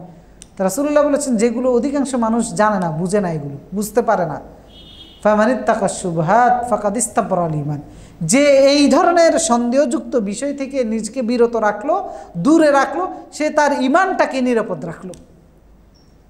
যেটার মধ্যে আপনার আশঙ্কা হবে যে হালাল হতে পারে হারাম হতে পারে, আপনি সেটার থেকে দূরে থাকবেন। এই যে মনে করেন কলকাতায় গেলেন অথবা ভারতে গেলেন কোথাও, সেখানে দেখা গেছে যে অধিকাংশই হিন্দুদের দোকান। তো এখন এই হিন্দু মুসলমানের দোকান থেকেও গরু জবাই করে এনে আনতে পারে, অথবা নিজেদের কোথাও থেকেও নিয়ে আসতে পারে, সন্দেহ থাকতে পারে। তা আপনি সেটা খাবার থেকে বিরতই থাকলেন, যদিও সে বলে যে মুসলমানের থেকে আনছি, তারপরেও বিরত থাকা। তো এইরকম কিছু সন্দেহযুক্ত বিষয় সামনাসামনি হয়ে যেতে পারে, এগুলোর থেকে বিরত থাকা হচ্ছে ইমানকে নিরাপদ রাখা। রাসূলুল্লাহ উদাহরণও দিয়েছেন এই হাদিসের মধ্যে, যে একটা রাখাল সে অনেকগুলো পশু নিয়ে একটা চারণভূমিতে গেল, কিন্তু চারণভূমিতে গিয়ে সে একদম সীমানার পাশ ঘেঁষে চালাচ্ছে না, কারণ সীমানার পাশ ঘেঁষে যদি এই পশুগুলোকে পরিচালিত করে তাহলে যে কোনো সময় আশঙ্কা আছে ওই পারের ফসল সে পশু খেয়ে ফেলতে পারে, এজন্য সীমানার কাছে যায় না। তা রাসূলুল্লাহ বলেন যে মানে ইমানটাকে হেফাজত করা হারাম থেকে, এটা হচ্ছে ওইরকম উদাহরণ দিয়ে বুঝালেন যে সীমানা ঘেঁষে যেগুলো আছে সেগুলোর থেকে দূরত্ব বজায় রাখা, যাতে করে আপনার ইমান পরিপূর্ণ হেফাজতে থাকে। এরপরে যে কোনো ইবাদত ও কোরবানি হবে কার জন্য? আল্লাহর নামে হবে। যে কোনো জবাই হবে কার নামে? আল্লাহর নামে হবে। আল্লাহর নামে যেটা জবাই হবে না সেটা খাওয়া যাবে না, যেহেতু আল্লাহ তাআলা নিষেধ করেছেন ওয়ালা তাকুলু মিম্মা লাম ইউযকার ইসমুল্লাহি আলাইহি। গত সপ্তাহে বা এর আগের সপ্তাহে আলোচনা করেছি যে আল্লাহ বাদ দিয়ে অন্য কারো নামে জবাই করা হয়েছে যেগুলো, সেগুলো খাওয়া যাবে না। ইন্নাহু লাফিসক, এটা পাপিষ্ঠদের কাজ, এটা পাপাচার। এবং রাসূলুল্লাহ সাল্লাল্লাহু আল্লাহ তাআলা আরও বলেছেন ওয়াইন আতা'তুমুহুম ইন্নাকুম লামুশরিকুন, যারা এই আল্লাহ বাদ দিয়ে গায়রুল্লাহর নামে জবাই করা প্রাণীগুলো খায়, তোমরা তাদের কথা মতো যদি তোমরাও খাও তোমরা মুশরিক হিসেবে গণ্য হবা। দেখেন খাবারের ক্ষেত্রে কিভাবে আপনি মুশরিক হয়ে যাচ্ছেন। এই জন্য আমরা বলি যে তাবারুক খাওয়া যাবে না, বিভিন্ন মাজারের যে উরসের যে খাবার, এটা খাইলে নর্মাল কোনো গুনাহ হবে এরকম না, আপনি মুশরিক হয়ে যাবেন আল্লাহ বলতেছে, কারণ এটা গায়রুল্লাহর নামে জবাই করা হয়েছে। আটরশির নামে জবাই করা হয়েছে, মাইজ ভান্ডারির নামে জবাই করা হয়েছে। মহিষ একটা কিনে আর 1 গ্রামের মানুষ মহিষ, কেউ মহিষের লেজ ধরে, কেউ মহিষের কান ধরে, কেউ পিঠের মধ্যে, এক একজন এক এক জায়গা দিয়ে হাত দিয়ে এটা নিয়ে মিছিল করতে করতে যায় মাইজ ভান্ডারিতে বা বিভিন্ন মাজারে। মানে মহিষের লেজ ধরে জান্নাতে চলে যাবে। তো এই যে গায়রুল্লাহর নামে জবাই করা হয়, এই জবাই করা প্রাণী গোস্ত খেলে অথবা রান্না করা খাবার খেলে আল্লাহ তাআলা যে পাপিষ্ঠদের কাজ হিসেবে গণ্য হবে। এবং ইন্নাকুম লা মুশরিকুন, অবশ্যই অবশ্যই তাকিদ দিয়ে বলেছেন তোমরা মুশরিক হিসেবে গণ্য হবা। আর মুশরিকের পরিণতি তো আমরা জানি, হারামাল্লাহু আলাইহিল জান্নাহ, আল্লাহ জান্নাত হারাম করে দিয়েছেন। আল্লাহ আগের পরের কোনো গুনাহ ক্ষমা করবেন না। ইন্নাল্লাহা লা ইয়াগফিরু আন ইউশরাকা বিহি ওয়া ইয়াগফিরু মা দুনা যালিকা, শিরক ছাড়া যে কোনো গুনাহ আল্লাহ ক্ষমা করে দেবেন। এবং কি কিয়ামতের ময়দানে যখন গণহারে আল্লাহর বান্দাদেরকে আল্লাহ ক্ষমা করতে থাকবেন যারা শিরিক করেছে, তখন তারা বললো যে আমরাও শিরিক করি নাই। মানে এদের একটা সান্ত্বনা লাগবে এইটা যে যদি শিরিক করি নাই, কারণ শিরিক ছাড়া তো আল্লাহ সব ক্ষমা করে দিতেছে। জেনা করেছে, হত্যা করেছে, মানুষের টাকা মেরে খেয়েছে, আরও কত কত অপরাধ করেছে, দেখতেছি তাদেরকে ক্ষমা করে দিতেছে। তো আল্লাহর কাছে যাই বলি আমরাও শিরিক করি নাই, ক্ষমা করে দিলে তো বেঁচে গেলাম। এই আশায় তারা বলবো যে আমরা শিরিক করি নাই। মনে হয় না আল্লাহ জানে না আর কি।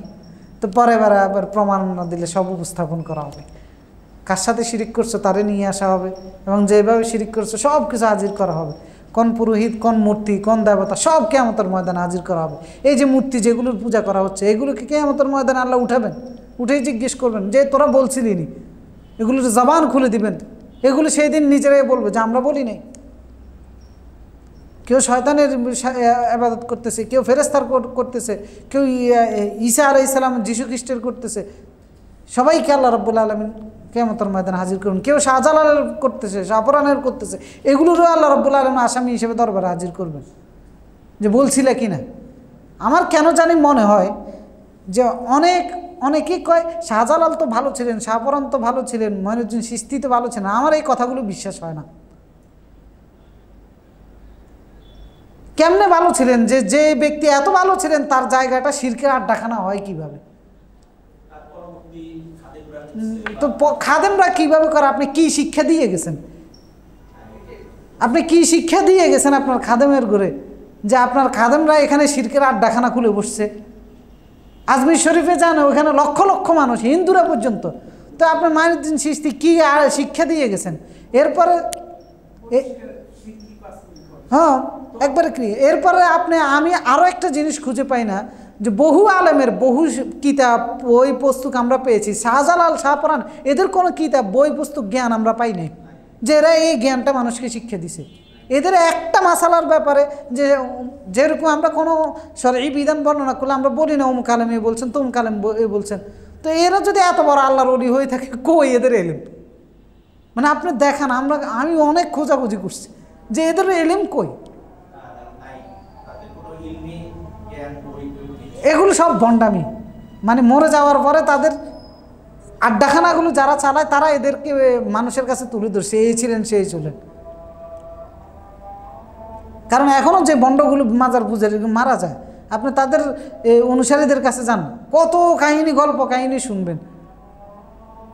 বানানো, এই করছে সেই করছে, এতজন জিন হাজির করছে, হাবি যাবে। হ্যাঁ আয়ের উৎস, আকামের উৎস, সেটাই বলতেছি যে এখন এরা যদি এত বড় ভালো মানুষ হয়ে থাকে, তো তাহলে এরা বুঝি একটা মানুষকেও এই শিক্ষাটা দিতে পারে নাই যে এগুলো হারাম, তোমরা করিও না। হ্যাঁ, তাদের থেকে কোনো বর্ণনা পাওয়া যায় না। আপনি ইসলামে দেখেন, আমরা এই যে আমার বয়স আজকে 30-এর উপরে, এই পর্যন্ত যত বই পুস্তক যত এলেম পড়েছি, এরকম কোনো এলেম কোনো বাণী দেখলাম না শাহজালাল, শাহপরানের, মঈনুদ্দিন চিশতির যে বাণীগুলো ওনারা করেছেন ইসলাম মানার জন্য। একটা বাণী দেখান, একটা বাণীও খুঁজে পাবেন না। আর অথচ কত হাজার হাজার আলেম দুনিয়ার থেকে কত হয়েছে, তাদের বইয়ের অভাব নাই, তাদের জ্ঞানের অভাব নাই, তাদের এলেমের অভাব নাই, কিন্তু এদের কোনো এলেম নাই। এমনি এরা হাওয়ার উপরে আল্লাহর ওলি হয়ে গেছে। আর এমন আল্লাহর ওলি আপনি সেখানে গিয়ে সিজদা করতেছেন। আর এটা একটা কাহিনী না, এটা কি এলেম? গোবিন্দের বিরুদ্ধে বলে এটা আদৌ সত্য কিনা মিথ্যা প্রমাণ দেখান না। যে জায়নামাজ বিছিয়ে দিয়ে দিছে। কারণ এই সমস্ত অদ্ভুত কাহিনী রচনা করা হয়েছে মাজার পূজারীরা, যত জায়গায় মাজার আছে, বাইজিদ বোস্তামির ওইখানেও যান, এরকম অদ্ভুত কিছু কাহিনী রচনা করা হয়েছে। বারাউলিয়ার নামে ওইখানে যান, গাদাসার ওইখানে যান, পাগলাসার ওইখানে যান, আর সব হচ্ছে শাহ। হ্যাঁ, তো এখন কেরামত কি দলিল নেই, কেরামত কি আমার জীবন পরিবর্তন করার মতো কোনো কিছু, এগুলো তো আবেগ নিয়ে খেলা করার বিষয়। আর একজন ব্যক্তির সবচেয়ে বড় কেরামত হচ্ছে তার এলেম। যার কাছ থেকে আপনি কোনো এলেমে পান না, এটার মধ্যে এটা কিসের কেরামত, কিসের কেরামত? তো এই জন্য আমার মানে এদের প্রতি আমার কোনো শ্রদ্ধা নেই। এই সমস্ত যে আমার কাছে এসে বলে যে ওনারা তো ভালো ছিলেন, ওনাদের পরবর্তী প্রজন্ম না, মানে কিসের ভালো ছিলেন? ওনাদের কোনো পুঁজি দেন, যে পুঁজি দিয়ে আমরা মুসলিম হিসাবে চলতেছি অথবা আমরা শিখতেছি বা আমরা আমল করতে পারি, এরকম কিছু দেখান। এরকম কিছু দেখাইতে পারে না, এমনি হাওয়ার উপরে আল্লাহর ওলি। ইমাম আবু হানিফার ইলম আছে, বই আছে, ফতোয়া আছে, মানুষকে দিক নির্দেশনা, কোরআন হাদিস গবেষণা করে বের করেছেন এইভাবে চলতে হবে। ইমাম শাফি, ইমাম, তো ওদের খানাকায় এত আড্ডাখানা নাই। আর এদের কোনো, হ্যাঁ তো সেটাই তো বলতেছি যে এদের কোনো ছাত্রও ছিল না, তো তাইলে এরা কিভাবে এত বড় আল্লাহর ওলি হয়ে যায়? যে জীবনে একটা ছাত্র তৈরি করতে পারে না, আল্লাহর ইবাদতকারী তৈরি করতে পারে না। তো ওটা কি ইসলাম?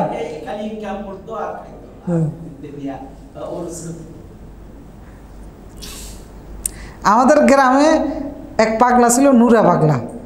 সে ল্যাংটা ঘুরে বেড়াতো, বুঝছেন, আমরা মুরব্বীদের কাছে মানে ল্যাংটাই থাকতো। তো মানুষের বাড়িতে গিয়ে এরকম গামলার মধ্যে ভাত নিয়ে কতগুলো খেত। তো সে মারা গেছে, মারা যাওয়ার পরে তার এই কবরটা গেছে নুরু দরবেশ। তো এগুলো আমাদের জন্মের আগে হয়েছে। তো আমি যখন একটা হেফসখানায় পড়তাম, ওখান থেকে রাত 9টার দিকে আসতেছি, তো বাজারে নেমে এরপরে এক রিক্সাওয়ালার রিক্সা উঠছে যে বাড়ির দিয়ে আসবেন। তখন অনেক ছোট, কি কয় 11 বছর নাকি 10 বছর এরকম। তো রাতের বেলা দেখি যে এই লোকে কবরটার সামনে এসে রিক্সার থেকে নেমে গেছে, নেমে এখান দিয়ে হেঁটে গিয়ে এরপরে দিয়ে আবার রিক্সা উঠছে। তো আমি তো তখন তারাও কিছু বলি না, তখন তার বুঝতাম না। পরে কাকে জানি জিজ্ঞেস করছি, আর কয় এখানে নূর দরবেশের কবর, এটার সম্মান দেখাতে যাইয়া সে রিক্সার থেকে নেমে গেছে। আর দেখেন এই ল্যাংটা, মানে এই পাগল, এর নিয়ে এখন কত রকমের কাহিনী রচনা করা আছে। অনেক দূর দূরান্ত থেকে মানুষের নুরু দরবেশের কবর কোনটা, নুরু দরবেশের কবর কোনটা, ওখান থেকে মাটি নিয়ে যায়। তো এরকমও তো হইতে পারে। তো আল্লাহ তাআলা এটি সব দিনের আসামের কাঠগড়ায় দাঁড় করাবেন কিয়ামতের ময়দানে। আসামের কাঠগড়ায় দাঁড় করিয়ে বলবেন, কি শিক্ষা দিয়েছিলা? যে মানুষ তোমার কবর পূজাকে, তোমার কবরটাকে বানিয়েছে আমার জায়গা, এটাকে আমার সাথে অংশীদারিত্ব করেছে। ঈসা আলাইহিস সালাম এই অপরাধে আল্লাহর সামনে মাথা নত করে থাকবেন। অপরাধ তো ওনার হয় নাই, কিন্তু গোটা খ্রিস্টান গোষ্ঠী ওনার স্রষ্টার জায়গা দিয়ে দিয়েছে। এই জন্য উনি ভয়ে আতঙ্কে থাকবেন কিয়ামতের ময়দানে। আল্লাহ রাব্বুল আলামিন ঈসা আলাইহিস সালাম এবং তার মাকে জিজ্ঞেস করুন যে তোমরা কি বলেছিলা তোমাদের ইবাদত করার জন্য আমার বাদ দিয়ে? ক্বালু সুবহানাক, তখন তারা আল্লাহর পবিত্রতা ঘোষণা করবেন, মা কানা লি, আমাদের কোনো অধিকারই ছিল না এই কথা বলার যে আপনাকে বাদ দিয়ে আমাদের ইবাদত করার, দাসত্ব করার। বরং আপনি যা আদেশ করেছেন সেটা আমরা তাদের কাছে পৌঁছে দিয়েছি। তাদেরকে তিনি বলেছিলেন, তোমাদের রব এবং আমাদের রব যিনি, সে রবের দাসত্ব করো, আমাদের না। তো সুতরাং কিয়ামতের ময়দানে আল্লাহ বাদ দিয়ে যারাই আল্লাহর সাথে অংশীদারিত্ব করেছে সবগুলোকে আল্লাহ আসামির কাঠগড়ায় দাঁড় করিয়ে মুশরিক এবং তাদের সবাইকে হাজির করবেন। তো কথাগুলো ওই যে কিয়ামতের ময়দানে যখন সবাইকে ক্ষমা করা হবে, এই মুশরিকরাও তখন অস্বীকার করে বসবে যে আমরা তো শিরিক করি নাই। তা আল্লাহ তাআলা এই প্রমাণ করার জন্য তাদের শরীকদেরকেও হাজির করবেন এবং তাদেরকেও হাজির করবেন। এবং আল্লাহ তাআলা ঘোষণা দিয়ে বলবেন, ওয়ায়াউমা ইউনাদিহিম আইনা শুরাকাইয়া আল্লাযীনা কুনতুম তাযউমুন, ডাক দিয়ে বলবেন, কোথায় তোমাদের সেই অংশীদার যাদেরকে তোমরা আমার সমকক্ষ বানিয়েছিলা তোমাদেরকে রক্ষা করার জন্য, আজকে কোথায় তারা? তাদেরকে ডেকে নিয়ে আসো, তোমাদেরকে রক্ষা করুক। ওয়াদাল্লা আনহুম মা কানু ইফতারুন, সকল ভ্রান্তি, সকল বিশ্বাস, সকল মিথ্যা তখন তাদের থেকে দূরীভূত হয়ে যাবে। মানে যত মিথ্যার আশ্রয় তারা দুনিয়াতে নিয়েছে এই সমস্ত দেবদেবীর পূজা করার জন্য, এই সমস্ত মিথ্যার আশ্রয়গুলো তখন আর থাকবে না, সব দূর হয়ে যাবে। তখন আর বলবে না যে না এই যুক্তি আছে, সেই যুক্তি আছে, এদের কোনো কিছুই দেখাবে না।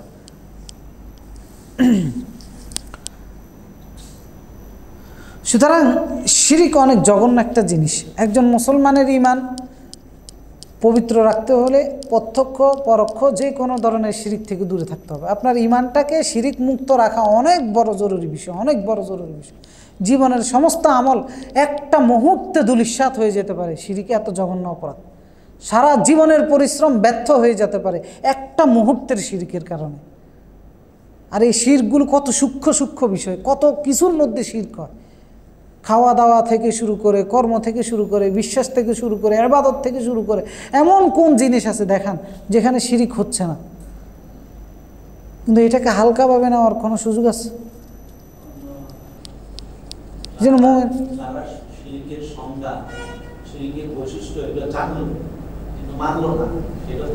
আরো জঘন্য অপরাধ। কিন্তু পূর্বের যুগে যারা শিরক বিষয়ে কিছুই জানতো না, যারা চলে গেছে ওয়ামা কুন্না মুআযযাবিন হাত্তা নাবআথ রাসূলা, আল্লাহ তাআলা বলেছেন যাদের কাছে আমি রাসূল প্রেরণ করিনি তাদেরকে আমি শাস্তি দিব না। ওয়ামা আরসালনা মির রাসূলিন ইল্লা বিলিসানি কওমিহি লিয়ুবাইয়িনা লাহুম, আল্লাহ তাআলা বলেছেন এরকম একটা উম্মাও নাই যে উম্মার কাছে আল্লাহ রাসূল প্রেরণ করেন নাই। অর্থাৎ সমস্ত উম্মতের কাছে আল্লাহ রাসূল প্রেরণ করেছেন। এরপরেও যদি এরকম কোনো উম্মত থাকে, ওয়ামা কুন্না মুআযযাবিন হাত্তা নাবআথ রাসূলা, হ্যাঁ ওয়ামা কুন্না মুআযযাবিন হাত্তা নাবআথ রাসূলা, আল্লাহ তাআলা সূরা বানী ইসরাঈলের মধ্যে বলেছেন যে হ্যাঁ ওয়ামা কুন্না মুআযযাবিন, আমি শাস্তি দানকারী হব না, হাত্তা নাবআথ রাসূলা, রাসূল প্রেরণ না করে। রাসূল প্রেরণ না করে শাস্তি দিব না, এটার উদ্দেশ্য হচ্ছে এইটা যে রাসূলের মাধ্যমে আল্লাহ যে বার্তাগুলো পৌঁছিয়েছেন, এই বার্তাগুলো যদি কারো কাছে না পৌঁছায় আর না পৌঁছানোর কারণে যদি সে ভুলের মধ্যে থাকে, ওই ভুলের জন্য আল্লাহ তাআলা তাকে পাকড়াও করবেন না। তখন এটা আপনার আর আমার মনে হয়, এখানে বিষয়টা হচ্ছে বার্তা পৌঁছানোর বিষয়টা হচ্ছে এইটা যে যার কাছে যতটুকু বার্তা পৌঁছেছে সে ততটুকু ক্ষেত্রে সঠিকটা অনুসরণ করেছে কিনা। কারণ দেখেন শেষ জামানায় রাসূলুল্লাহ সাল্লাল্লাহু আলাইহি সাল্লাম বলেছেন উম্মতের অবস্থা এমন হবে যে শেষ জামানায় যে তাদের মধ্যে কিছু লোক শেষে এরকম বলবে যে আমাদের বাপ দাদাকে লা ইলাহা ইল্লাল্লাহ বলতে শুনেছি। মানে ঈমান এইভাবে নষ্ট হয়ে যাবে, নামাজ রোজা এভাবে বিলুপ্ত হয়ে যাবে যে কিছু লোক বলবে যে লা ইলাহা ইল্লাল্লাহ বলতে শুনেছি। ওই লোকগুলোরও আল্লাহ ক্ষমা করে দিবেন যারা বলবে যে এতটুকু ঈমান আছে, এতটুকু ঈমান যদি যাদের কারোর মধ্যে হয়, কারণ তার কাছে এর চাইতে বেশি ঈমানের দাওয়াত পৌঁছায় না। তো এখন কার কাছে কিভাবে পৌঁছছে এটা তো আল্লাহ ভালো জানেন। কারণ এখানে তাওহীদ যে জিনিসটা আছে, আপনি আফ্রিকান জঙ্গলে যান, অ্যামাজন বন জঙ্গলে যান, সেখানে অনেক লোক পাবেন যাদের কাছে সভ্য জগতের সাথে কোনো যোগাযোগ হয় না, কিন্তু সেই মানুষগুলোর ফিতরতগত বৈশিষ্ট্য যখন বিশ্লেষণ করে দেখবেন তারা তাওহীদে বিশ্বাসী। কারণ মানুষকে আল্লাহ তাওহীদে বিশ্বাসী করে দুনিয়াতে পাঠিয়েছেন।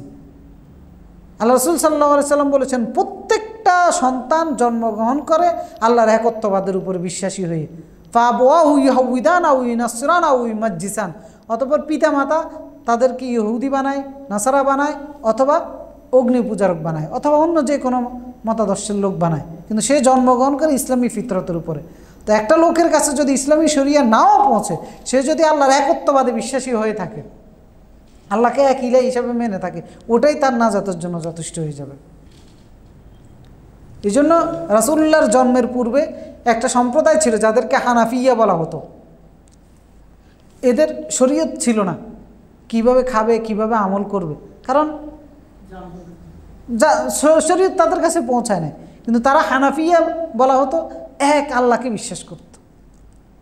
আল্লাহ একজন আছেন, স্রষ্টা একজন আছেন, ওনার সাথে কোনো অংশীদারিত্ব করার সুযোগ নেই। কিন্তু নামাজ, রোজা, হজ, যাকাত এরকম কোনো কিছু করতো না। তো দেখেন শিরক মুক্ত ঈমানের মূল্যটা কি। আপনার কাছে শরীয়তের কোনো আমলেই নেই, কোনো আমল নাই, হালাল হারাম কোনো কিছু মেনে চলেন না, কিন্তু এক আল্লাহরে বিশ্বাস করেছেন, নাজাত।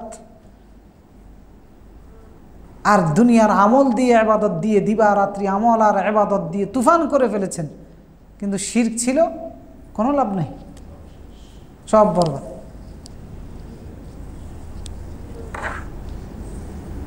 এ কারণেই এই সূরা আনআমের মধ্যে আমরা শুরু থেকে এই সূরা আনআমটা আলোচনা করতেছি। এই সূরাটা আলোচনা করতে গিয়ে আমি নিজেই মানে অনেক জটিল জিনিস শিখেছি আলহামদুলিল্লাহ, যেগুলো আগে জানতাম না। অনেক কিছু শিখেছি এই সূরা আনআমের কারণে, আল্লাহর ব্যাপারে, শিরকের ব্যাপারে, জীবনযাত্রার ব্যাপারে। এরপরে 139 নম্বর আয়াতে এসে আল্লাহ রাব্বুল আলামিন বলতেছেন যে وقالوا ما في بطون هذه الأنعام خالصة لذكورنا ومحرم على أزواجنا وإن يكن ميتة فهم في شركاء سيجزيهم وصفهم إنه حكيم عليم وقالوا ما في بطون هذه الأنعام। দেখেন তাদের কুসংস্কার আরও কী ছিল। তারা বলতো মা ফি বুতুনি হাযিহিল আনআম, এই গবাদি পশুগুলোর পেটের ভিতরে যা আছে, খালিসাতুল লিযুকুরিনা, আমাদের পুরুষদের জন্য নির্দিষ্ট, মানে এখানে অধিকার আমাদের পুরুষদের। ওয়া মুহাররামুন আলা আজওয়াজিনা, আমাদের নারী যারা আছে তাদের জন্য হারাম। এই নিয়ম কার বানানো? তাদের নিজেদের বানানো।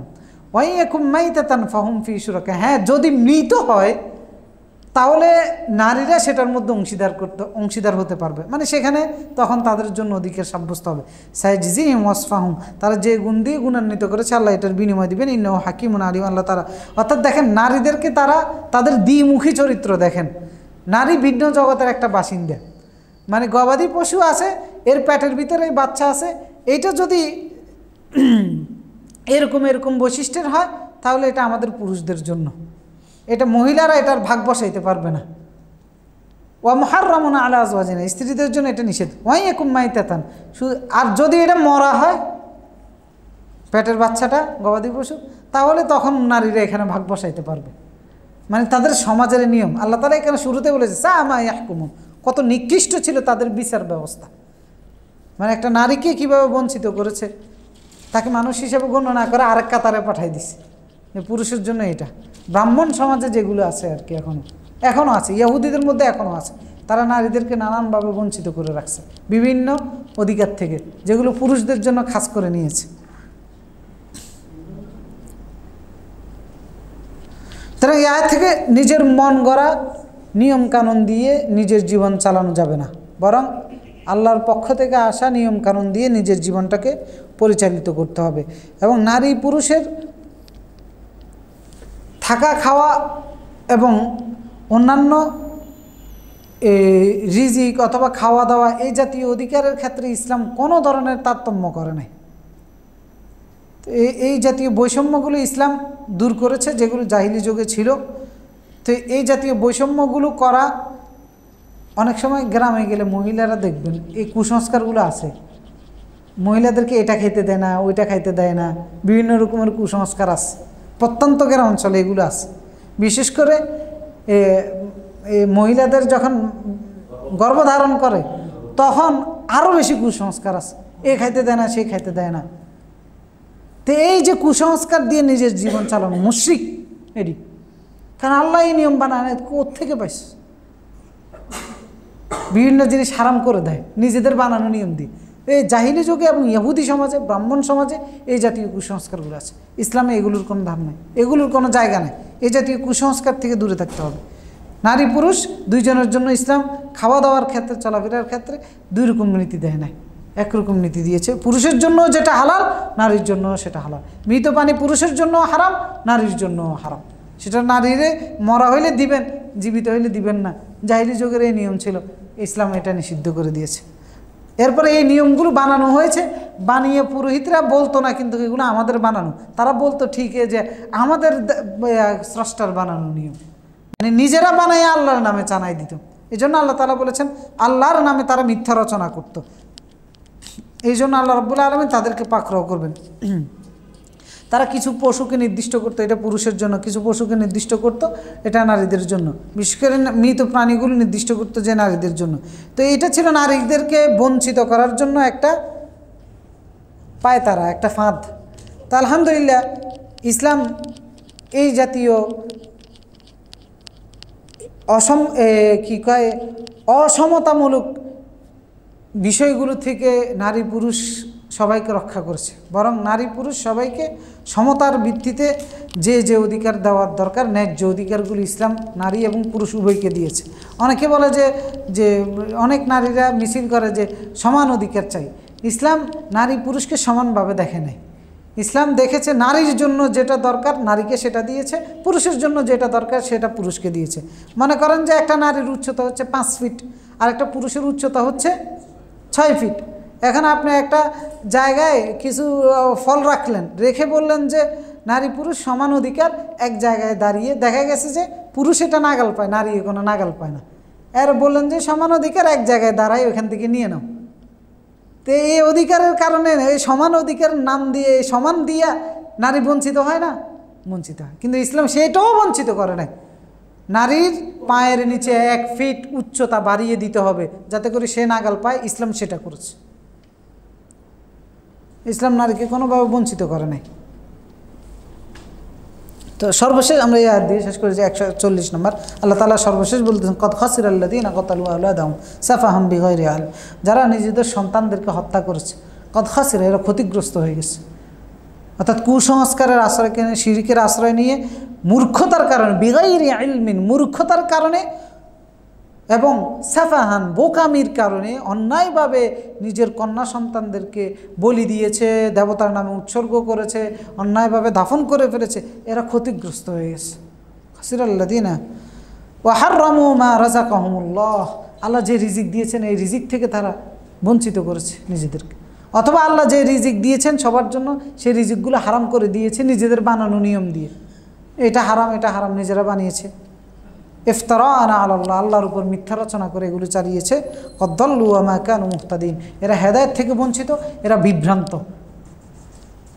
যারা আল্লাহর বানানো নিয়ম বাদ দিয়ে নিজের বানানো নিয়ম দিয়ে অন্য নিয়ম দিয়ে পরিচালিত হয়, এরা বিভ্রান্ত, এরা আল্লাহর দেওয়া হেদায়েত থেকেও বঞ্চিত।